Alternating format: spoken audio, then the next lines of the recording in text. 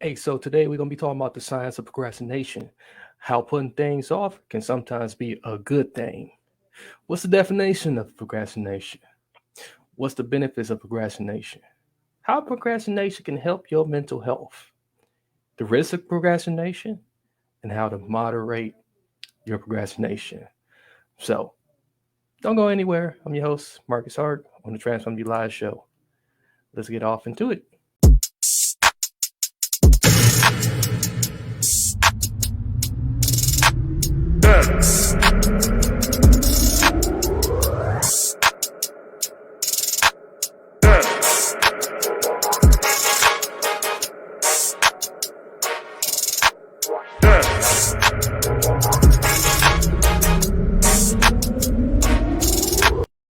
What's going on, my Transformers out there?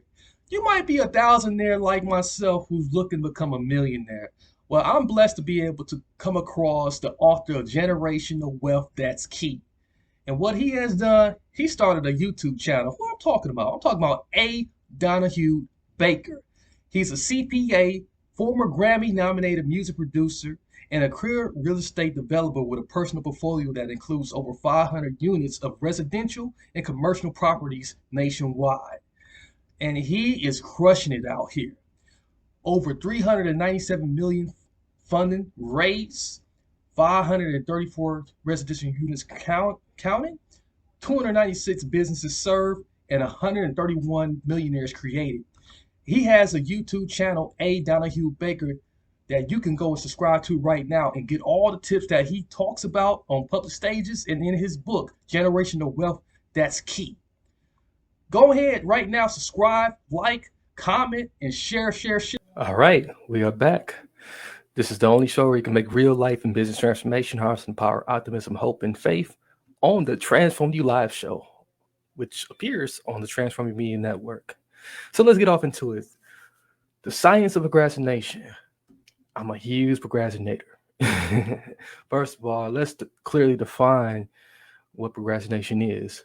Procrastination is the act or habit of putting things off or delaying something, especially out of a habitual carelessness or laziness. Man, let me tell you one thing. I, for one, do not like admitting that I'm lazy. You probably is someone also who do not want to admit that you're lazy or that you find yourself being careless sometimes. Now, I have no problem letting you know that I put things off or I may delay some things, especially if it's something that is scaring the living daylights out of me. Okay. I have dealt with this issue for as long as I can remember. I can remember early on in high school, big homework assignments, big projects, things that I know I can easily do. And what ended up happening? The night before, I'm getting up, and after like playing some video games or watching TV or eating my favorite meal, and then I'm like, dude, I'm not gonna make it. I'm not gonna make it. How in the heck am I going to be able to get this done tonight? Especially if I want to go to sleep. So I go to sleep, wake up the next morning. I didn't finish. I look at it, it's blank. But all of a sudden, I get this huge wave of ideas, creative ideas that can easily be translated and expressed into whatever it is that I need to do. So I still find myself doing this a lot too in my adulthood. And I've been wondering, I've been trying to figure out for a long time, like, is there any benefits at all of doing this? Is there a way to moderate this thing and really figure it out? Well, there was this article in Harvard, okay, and there was a professor by the name of Adam Grant who did a good well, he did a TED talk, and he also been teaching some of his college students too in Harvard, like how there are actually some benefits of procrastination and how you can, you know, embrace some of these benefits. How you can even embrace times where you feel like a procrastinator, and transform it into something that can make you real successful. Okay. So I'm like, okay, all right, we getting somewhere here. We getting somewhere here. All right. So the benefits of procrastination. What are they? The benefits of procrastination are that it can help you actually to focus on other tasks, to think in non-linear ways, and to make unexpected leaps. Let's hone in on that focusing and focus on other tasks because, like I said, I still do this a lot in my adulthood. I used to do it all the time in high school, but I'm still finding myself still doing this. So usually when you are able to put down a task list or a to-do list, the famous to-do list, you find that like there's huge amount of things on there that you got to tackle, and then the big thing, the big thing that like that is coming due, it's coming. You might look at it like you might be intimidated, or you might just not have any thoughts about it. So, for myself personally, I'll go ahead and I look at that to do list, and I'll repeat that to do list every day. But I found out when I start tackling like things that like can get done instantly like that, I'm back right back at square one, looking at the big tasks. So, which brings you to think in non-linear ways, which is the next benefit of procrastination. So thinking in non-linear ways, like looking at it from a bigger picture. Uh, you start looking at how you can, maybe shortcut your way through this, or if you remember back in high school, how you can BS your way through this. But sometimes you can't.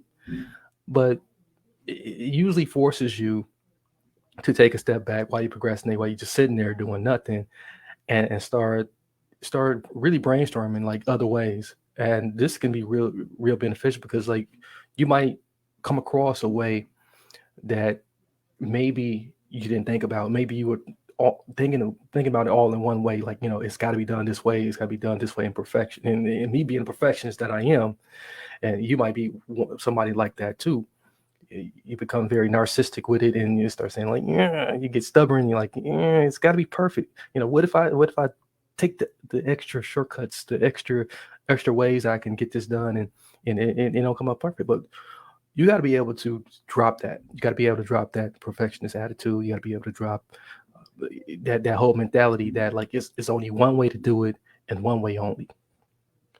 So which brings us to making unexpected leaps.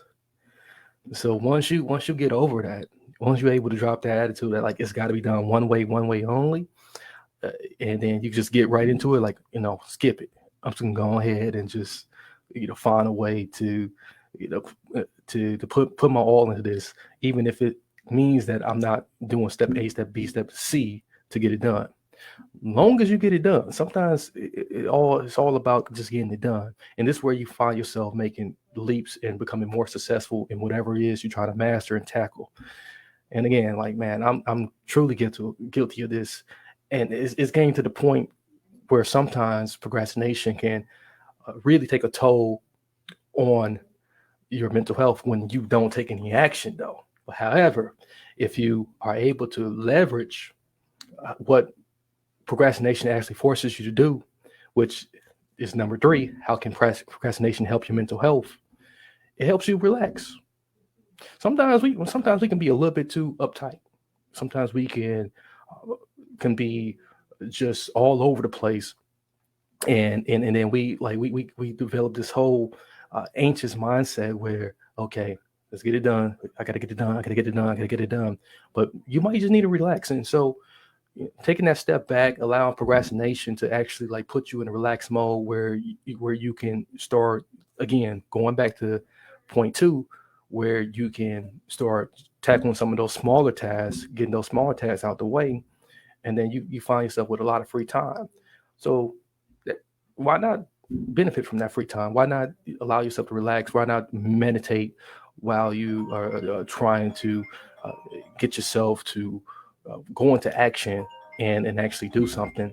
Okay, so our mental health, man, you got to take care of that. You got to take care of the mental health. You got to take care of those tendencies to find yourself anxious. To find yourself where you're just depressed because like okay, I got all this stuff to do, and I got this thing in front of me, and like man, how the heck do it gets done? So take the time to just relax and boom, let procrastination sit in, but be aware of the risk, which I'm going to tell you the risk of procrastination in just a second.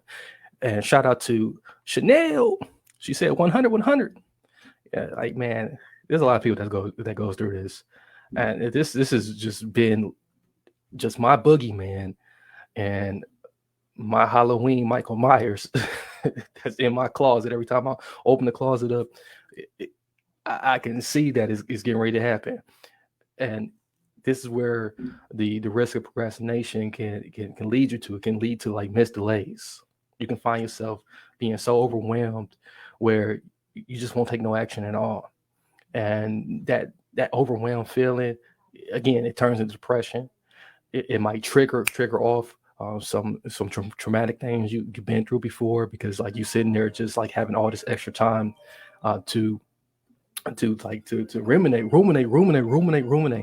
and in your rumination, you might start catastrophizing all these other extra things that's going on in your life too, which may be the reason why you can't get over the hump, so to speak, or jump the gate, so to speak, to get to this point where okay, I just got to get this done. I just got to get it done. So just remind yourself how to get it done. Okay, so this which is where I'm leading to right now. I'm going to lead you to down the rabbit hole of like how you can moderate your procrastination. To moderate your procrastination, it's very important to take some smaller goals, set some smaller goals and some deadlines. Okay, so if you really want to get better at this, if you really want to master this, I think it'd be a real good idea. I know it'd be a good idea to start setting some smaller goals for yourself. Start looking at like what deadlines, even if it isn't the real deadline. When you push that deadline up, uh, then you can enjoy some of the procrastination you do anyways, because in your mind is kind of tricked to think like okay, it's due next week, but really might be due not be due until 2 weeks ago. So you set invisible a deadline that like like okay, I'm gonna get this done next week. So that's a real good way to start walking towards what you got to do, but at the same time enjoying the benefits that come from procrastinating.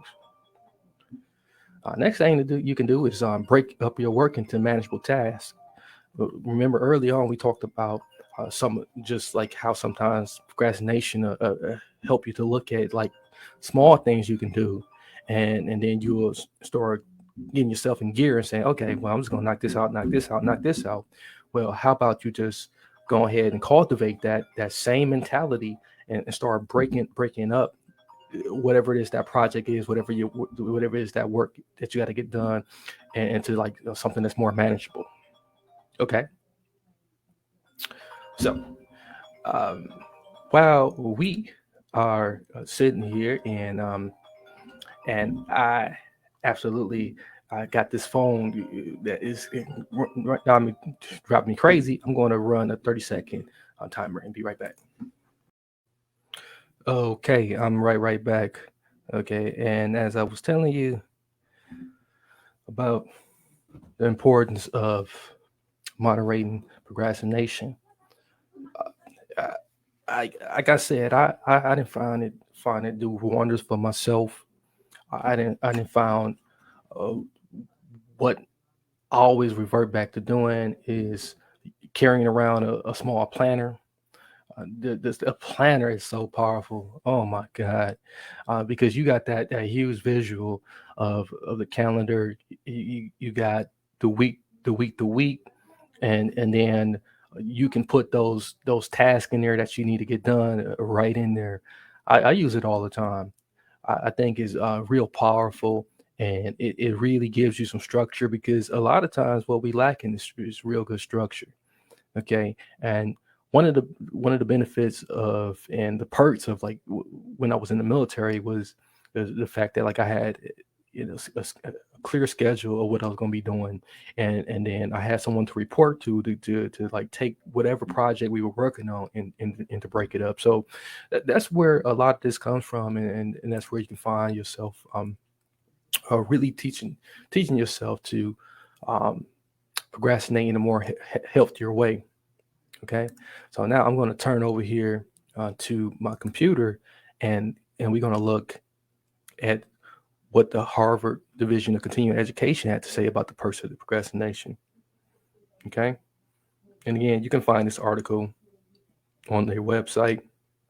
It's called "The Pursuit of Procrastination. Often the best ideas take time to develop. Go ahead, delay." And this was written back in October 19, 2016. I'll make sure I share this link too um, in the description so that you guys can go back and reference this link. So it says, for the procrastinators in our midst who often succumb to deadline-induced stress, it may be surprising to discover that procrastination has its advantages. Okay, and again, we went over some of those, but we about to expand on this a little bit more. And in the first paragraph, it says there is no denying that procrastination chips away at productivity. But when it comes to the creative process, Adam Grant, a professor of management and psychology at the Wharton School, has found that procrastination can lead to better ideas. Now, that is like one of the biggest things that's real important for me as someone who's a creative. Okay, and even if not working a job that requires you to use your creative side, uh, what this article really sums up is that a lot of people struggle to tap into their intuitive side, into their creative side, to be able to look at things again in a non-linear way, be able to find other options, find better ideas to get things done. All right. In the New York Times op-ed column, "Why I Taught Myself to Procrastinate," Grant explores the correlation between performance and procrastination habits, citing an experiment conducted by one of his former students.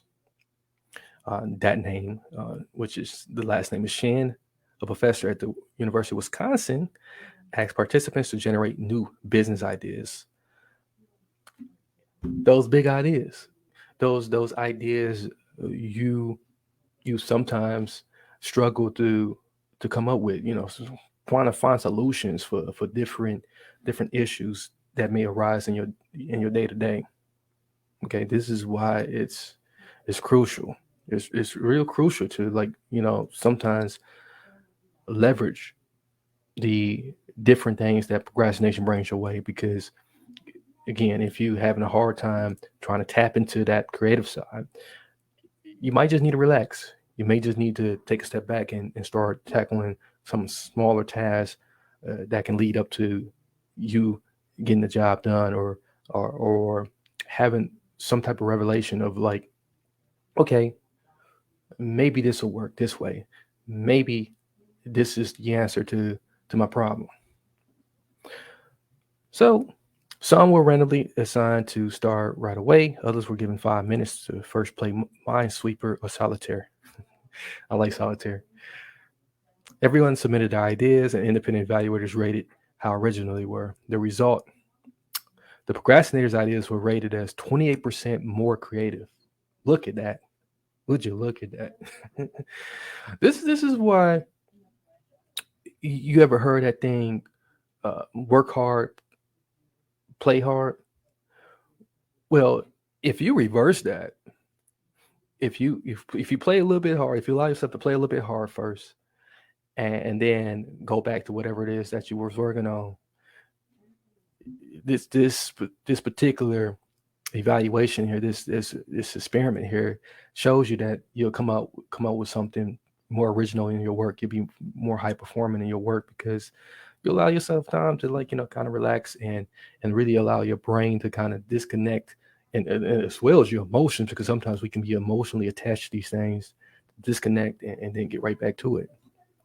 Here's what some of the uh, reports were. It says, when people play games before being told about the task, there was no increase in creativity. Grant wrote in the column, it was only when they first learned about the task and then put it off that they considered more novel ideas. It turned out that procrastination encouraged divergent thinking. I know you remember that movie, Divergent, right? So divergent thinking, being able to think freely, think on your own, not having any like handcuffs on to you. So, how might you leverage procrastination to surface your best ideas? The approach depends on whether you're an avid procrastinator or the opposite, a precrastinator. So, what is that? Procrastination. So for procrastinators, pre with a pre at the beginning. If you are the kind of person who dives immediately into a new project and finish it way ahead of schedule, consider forcing yourself to wait. Okay. Now, this is really important. I want you to think about this. Okay. How many times have you looked at a project and then you just went right into it and then you finished it ahead of time, but then you found that like it turned out not to be, what you thought it was going to be, or it wasn't as original, or it seemed like it was like borrowed ideas. But this is what this is talking about. Procrastination gives you time to consider divergent ideas, to think in non-linear ways, and to make unexpected leaps. Figure out ways to prevent yourself from completing creative projects before you had the time to think about them in depth. Thinking in depth. A lot of times we don't give ourselves time to think. Sometimes we are so impulsive. We feel like we got to think right then and there. And again, that's where the anxiety sleep in. That's where you find yourself uh, slowly slip into a perfectionist mindset. But like before you done it, it's too late. You have already taken one route that maybe everybody else is taking, and that route is usually pretty stuffy. It's usually pretty crowded. So sometimes we gotta take a step back and see what other routes and what other paths we can take to still get to the same destination. Speaking of destination, okay, sometimes we too focus on the destination, so we definitely got to take that step back. Figure out ways to prevent yourself from completing creative projects before you had time to think about it in depth. If you're writing, you might jot down a few sentences, then leave them unfinished while you grab lunch, or write a first draft but hold off on reviewing it until a week later. Work against your gut instinct to finish immediately and delay. That gut instinct will be the death of you. Okay. So for extreme procrastinators, I'm going to raise my hand on this. If you are the kind of person who waits until the last minute to look at an assignment, make it a habit to review it on the first day it's assigned to you. Spend an hour with it and jot down some initial notes. And that is powerful. That is so powerful. Even if you are not actively working on the project, the assignment is in your mind. This is great. And this gives you a clear picture of just how powerful your mind is, how great of a good memory that the mind has, but also has the power to kind of see things into the future without you even like consciously bringing it up to the surface to like speak things that are all so far into the future. But your mind does the work for you. It goes to work by, just like a computer to find the different algorithms, find the different patterns that it makes sense to give you the creative ideas you need in order to put them into whatever you're working on at that particular moment, or whatever seems tough. It untangles, everything you have thought about that makes it tough in the first place to relieve the pressure, which the rest of this paragraph is going to talk about. So even if you're not actively yet working on the project, the assignments in your mind, and the gears turn, you might also benefit from some creative exercises to help you overcome the paralysis that can set in during the creative process. Such tools can relieve pressure and jumpstart creative thinking. And definitely would recommend that you guys check out Alan Grant's TED Talk. And he kind of breaks this down more to in that particular TED Talk about how um, how original thinkers are actually the biggest procrastinators. Okay, so with about we are already 24 minutes in, and I just want to thank you guys. I want to thank you guys for joining me on today's episode of the science of procrastination, how putting things off can sometimes be a good thing on the Transform You Live show. And I'm your host, as always, Marcus Hart. This is on the show you can make real life and business transformation, how to inspire optimism, hope, and faith. You, so if you ain't procrastinating already, I'm going to suggest that you go ahead and do so right now.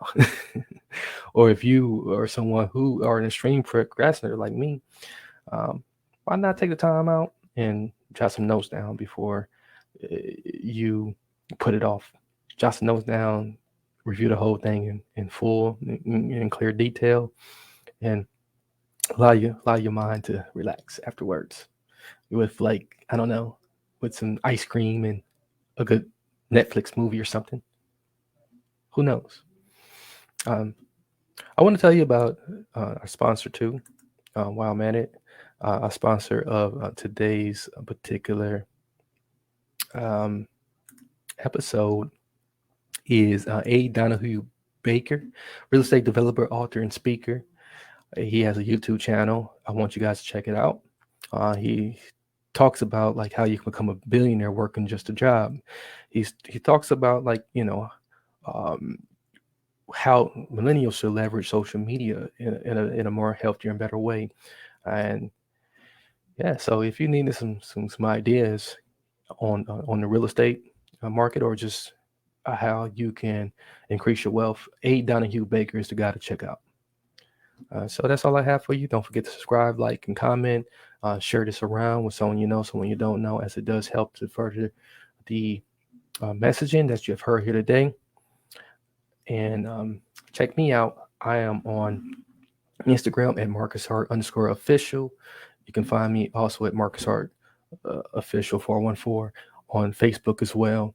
And check out my YouTube channel. The YouTube channel is the Transform You Live show, and also have a personal channel, Marcus Contrell Hart. Check out both of those. So I'm out. Thank you for the shares and the likes and the comments today. And we'll catch you guys again next week on the Transform You Live show.